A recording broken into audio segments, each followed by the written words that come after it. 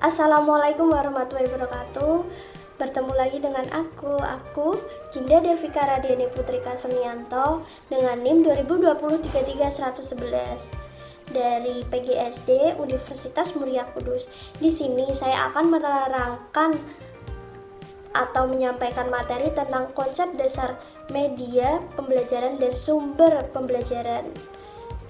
Nah, kalau kalian kepengen tahu apa sih yang mencakup semua itu, kalian simak videonya ya. Oke, dadah. Nah, yang pertama ada apa itu pembelajaran. Pasti kalian sudah tahu kan apa itu pembelajaran. Nah, kalau kalian sudah tahu, alhamdulillah ya. Kalau kalian belum tahu, saya akan menjelaskan apa itu pembelajaran. Pembelajaran adalah suatu proses interaksi peserta didik dengan pendidik dan sumber belajar pada suatu lingkungan belajar. Ada 3 pihak yang harus dipahami. Yang pertama, ada peserta didik. Yang kedua, ada pendidik. Yang ketiga, ada sumber belajar pada suatu lingkungan. Nah, yang kedua ada sumber belajar. Sumber belajar adalah suatu bahan ketika kita mempelajari sesuatu pelajaran, pasti ada sumbernya atau awal mula dari mana begitu ya. Kita belajarnya dari mana? Sumber belajarnya itu dari mana gitu. Sumber belajar bisa dikatakan dengan segala sesuatu yang dapat dijadikan sebagai acuan atau referensi atau rujukan dalam pembelajaran. Selanjutnya, kalian tahu tidak sih apa bedanya sumber belajar dengan media pembelajaran? Nah, kalau sumber belajar itu awalan materi yang akan kita sampaikan. Terus kalau media pembelajaran itu penyampaiannya atau sarananya bisa berupa fisik seperti alat peraga, buku, dan lainnya. Kalau non fisik itu seperti suara atau video, begitu. Selanjutnya, seperti apa media pembelajaran yang baik? Menurut Vernon A. Menickson, yang pertama itu 10% dari apa yang dibaca, 20% dari apa yang didengar, audio itu ya. Yang ketiga, 30% dari apa yang dilihat, visual. Yang keempat, 70% dari apa yang dikatakan. Yang kelima, 90% dari apa yang dikatakan dan dilakukan. Seperti saat kita presentasi di depan kelas. Nah, kita kan mengatakan, menerangkan gitu kan, dan dilakukan. Jadi kita lebih cepat untuk menarik materi, langsung ditaruh di sini gitu ya. Langsung bisa.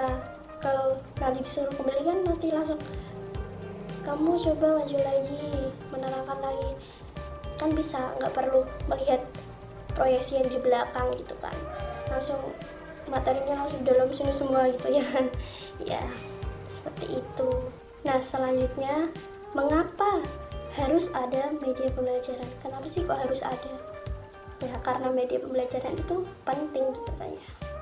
Nah, yang pertama, kita harus menghindari verbalisme. Verbalisme adalah ungkapan gagasan yang menyatakan sesuatu. Nah, yang kedua, mengatasi keterbatasan ruang, waktu, tenaga, dan daya indera. Nah, di saat pandemi seperti ini ya, saat ada virus COVID-19 ya, seperti ini ada Omicron gitu. Terus, nah pasti kan kita bertemunya di maya, di tatap maya gitu kan, nggak langsung gitu. Nah, itu membatasi ruang gitu. Nah, yang ketiga ada meningkatkan minat belajar. Nah, ketika kita presentasi ya kan, apa pas kita melihat presentasi itu kan ada gambar-gambarnya, nanti kalau dikit bisa berjalan sendiri gitu kan. Nah, itu kan unik. Jadi minat belajarnya itu semakin menambah, jadi ingin belajar terus. Nah, yang keempat itu peserta didik dapat belajar mandiri sesuai bakat dan kemampuan seperti visual, auditori, kinestik. Nah, kita bisa belajar mandiri. Kalau kita pengen belajar apa, bisa dicari di YouTube gitu kan. Sekarang kan gampang gitu kan, mau belajar apa langsung ketemu gitu. Terus yang terakhir itu guru itu fasilitator, bukan satu-satunya sumber belajar.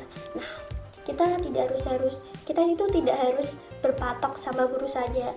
Kita bisa melihat materi dari mana saja, seperti dari Google, seperti dari YouTube, seperti dari presentasi atau apa gitu kan. Kan banyak sekarang ya kan, nggak harus berpatok guru saja gitu, nggak harus tanya guru, kita bisa sharing gitu, sharing di Google, di apa, kita mau cari apa langsung ada gitu kan. Nah, itu tadi kenapa kita harus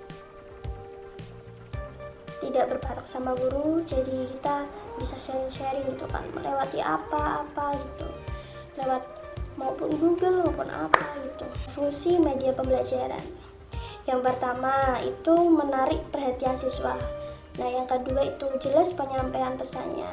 Nah, kita menyampaikan apa itu harus jelas ya, supaya yang melihat, mendengar itu bisa langsung jelas gitu. Yang ketiga ada mengatasi keterbatasan ruang waktu dan biaya. Yang keempat ada menghindari kesalahan tafsir. Dan yang kelima ada mengakomodasi perbedaan tipe gaya belajar siswa. Nah, yang terakhir itu ada untuk mencapai tujuan pembelajaran yang efektif. Nah, itu ya teman-teman, fungsi media pembelajaran. Nah, itu tadi ya teman-teman materi yang bisa saya sampaikan. Terima kasih sudah mendengarkan, terus sudah melihat. Semoga bermanfaat, semoga ilmunya bisa diterapkan gitu ya, bisa disebarkan kemana-mana gitu. Itu saja ya teman-teman. Terima kasih. Wassalamualaikum warahmatullahi wabarakatuh. Dadah semuanya.